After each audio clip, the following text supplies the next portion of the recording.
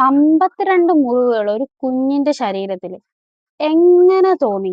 Okay. കുറെ നാള് മുന്നേ 2 കൈയും ഒടിഞ്ഞ് പ്ലാസ്റ്റർ ഇട്ട ഒരു കുഞ്ഞിന്റെ വീഡിയോ നമ്മളെല്ലാരും കണ്ടതാണ്. അന്നത് അവന്റെ കുരുത്തക്കേടായിട്ടാണ് എല്ലാരും കരുതിയത്. സ്വാഭാവികം. പക്ഷെ നാളുകള് കഴിഞ്ഞ് ഇപ്പോഴാണ് മനസ്സിലായത് അതവന്റെ കുരുത്തക്കേടല്ല, നാളുകളായിട്ട് അവൻ അനുഭവിച്ചു വന്ന ടോർച്ചറിന്റെ ആഫ്റ്റർ എഫക്റ്റ് ആണെന്നുള്ളത്.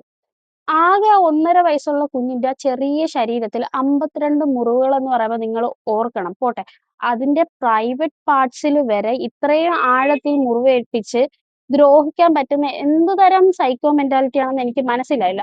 എത്രയോ കുഞ്ഞുങ്ങളില്ലാതെ വിഷമിക്കുന്ന പാരന്റ്സ് ഉണ്ട്.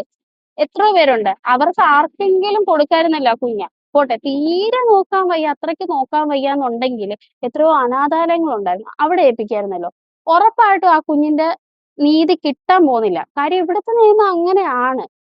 കൂടിപ്പോയി കഴിഞ്ഞാൽ കുറച്ച് വർഷം ശിക്ഷ കൊടുത്ത് ജയിലിൽ കൊണ്ടുപോയി ഇടും.